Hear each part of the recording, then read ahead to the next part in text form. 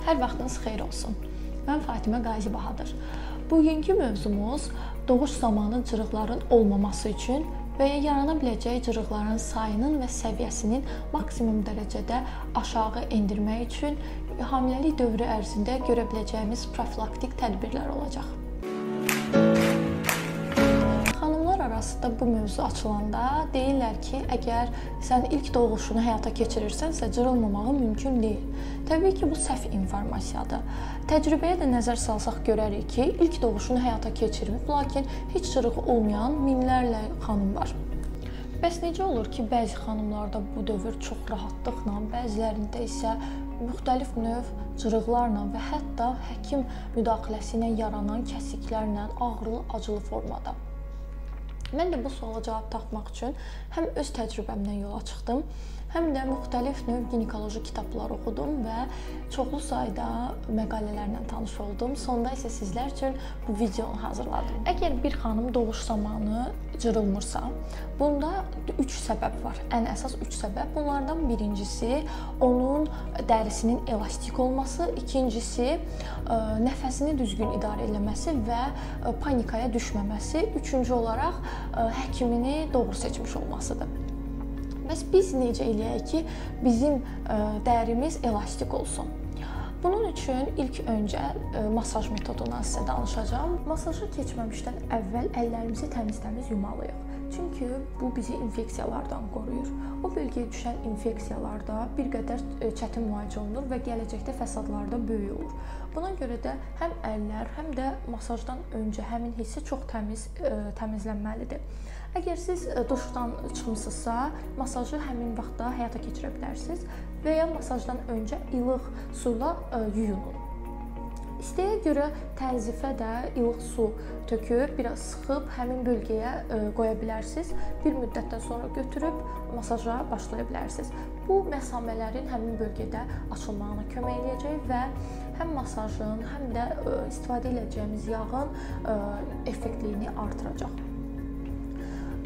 Masaja yaxşı olar ki, dediyim yağlarla edəsiniz, amma ola bilər ki, sizin evinizdə başqa yağlar var, əlinizin altında başqa yağlar var, onlardan istifadə edə bilərsiniz. Əsasən zeytun yağı, balqabaq yağı və mənim sevimlim olan itburnu yağı məsləhət görərdim. İtburnu yağını mən öz hamiləliyimdə qarın ətrafına çəkmişəm və doğrudan da effektini görmüşəm, çünki dəri elastikliyini çox gözəl bərpa edir və artırır. Biz masaja başlayanda dairəvi hərəkətlərlə başlamalıyıq. Bir qədər yağı əlimizə tökürük və hansı barmağımızla əgər eləyəcəksə, tökürük və dairəvi hərəkətlərlə vagina ətrafını masaj edirik və hardasa 2-3 dəqiqə ərzində buranı ehmalca masaj elədikdən sonra, daha sonra ortaya doğru, aşağıdan yuxarı ortaya doğru da masajımızı davam elətdiririk. Daha sonra isə alt paltarımıza pambıq tənzif yerləşdirib masajı sonlandırırıq. Bunu yaxşı olar ki, hamiləliyi yenə deyirəm, öyrəndikdən sonra başlayasınız və vaxtınız yoxdursa, həftədə 3 dəfə olmaqla, 6 aydan sonra isə hər gün 5 dəqiqə olmaqla eləyəsiniz. Bizi cırıqlardan xilas edən tədbirlərimizin digəri idmandır. Burada sizə əsas 4 hərəkət deyəcəm, çünki həmin danışdığımız bölgənin elastikliyini və əzələsini möhkəmləndirmək üçün olanlardır. Ona görə belə azdır. Bunlardan ikisini siz yolda, oturarkən, iş görərkən, evdə yemək hazırlayarkən də eləyə bilərsiniz. Deməli, gəlin o asan olan 2 dənədən başlayayım. Birinci olaraq biz sidiyə çıxarkən təbii ki, onu həm saxlaya bilirik, həm də davamını gətirə bilirik. Biz bu formada vaginanı sıxıb, həm də boş buraxacağıq.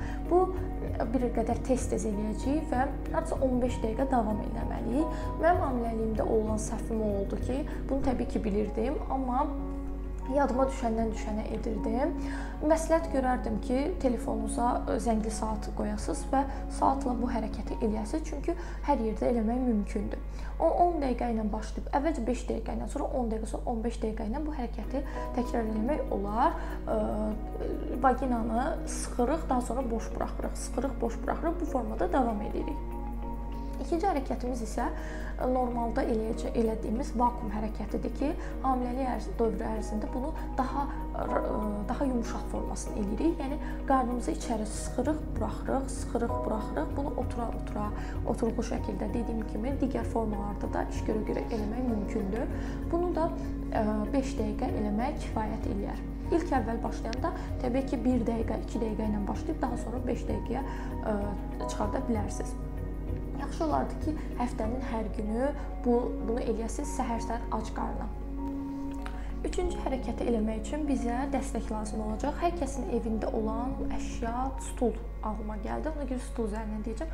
Stulun kürəyinə əllərimizi qoyuruq. Yəni oradan dəstək aldıqdan sonra sağ və sol ayaqlarımızı yana doğru qaldırıb salırıq sırayla. Əgər sizin hamiləliyiniz 6 aydan yuxarıdırsa və yəni bizə biraz ağırsa bu hərəkəti eləmək, onu çox sürətli şəkildə eləməyin. Dördüncü hərəkətimiz isə bildiyimiz squat hərəkətidir ki, adi formada oturub duracağıq və burada fikir veririk ki, dizlər çox qabağa gəlməsin, kürək və düz olsun. Əgər istəyərsinizsə, rəylər bölməsinə qeyd edin. Mən bu hərəkətlərlə bağlı video çəkim, kanalda yerləşdirim. Biz vaxtı-vaxtında masajımızı və idmanımızı elədik. Bəs sonra nə etməliyik? Təbii ki, qida. Qida hər şeydir. Biz yediklərimizdən ibarətik. Ona görə də dəri elastikliyini artıran qidalara üstünlük verməliyik. Bu qidalar tərkibində E vitamini olan qidalardır.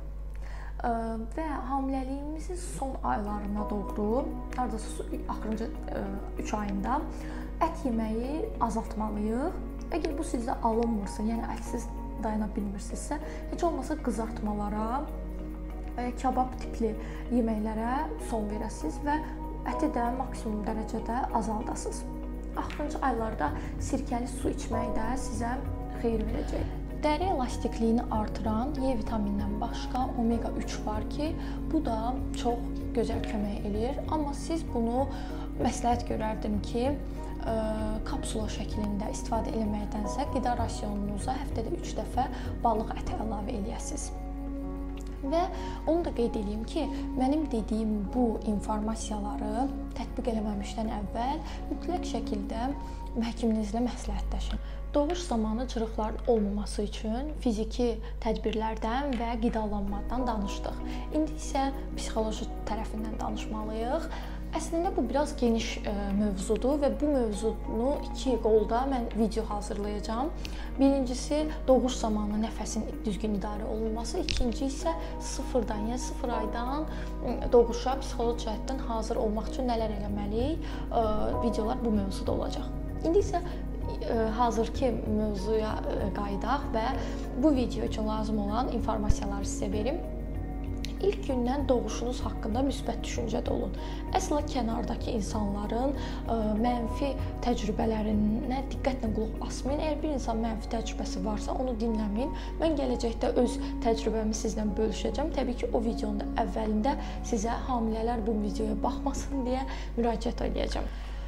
Yaxşı olar ki, doğuşunuz haqqında əvvəlcədən heç bir hisslər keçirməyəsiniz. Yəni pis bir şey ağlınıza gətirməyəsiniz və ilk aydan etibarən ancaq xoş şeylər düşünəsiniz və doğrudan da buna inanasınız ki, sizin doğuşunuz çox rahat keçəcək, çox gözəl keçəcək. Əziz xanımlar, doğuş sancılarından qorxmayın. Yəni mən şəxsən indi xatırlayanda doğuş sancılarından qorxmuram. Əksinə onlar mənə çox gözəl gəlir. Çünki övladıma qovuşmaq üçün bir yoldur da, oradan keçmək lazımdır və hamı bu yoldan keçir. Özünüzü bu ağrılara əvvəldən hazırlayın.